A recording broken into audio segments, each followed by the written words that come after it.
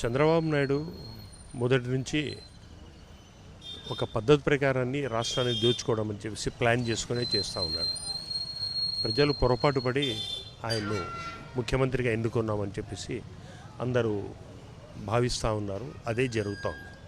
మేము కోటి సంతకాల సేకరణ కోసం అని చెప్పేసి వార్డులకు విలేజ్లకు పోతే స్వచ్ఛందంగా వచ్చి అన్న మేము పొరపాటు అయ్యాము, మేము తెలుగుదేశానికి ఓటేసాము, మాకు తెలుస్తూ ఉందని చెప్పేసి వాళ్ళు ఉండి దీనికి కోటి సంతకాలకు ప్రైవేటీకరణకు వ్యతిరేకంగా సంతకాలు చేయడం అనేది జరుగుతూ ఉంది.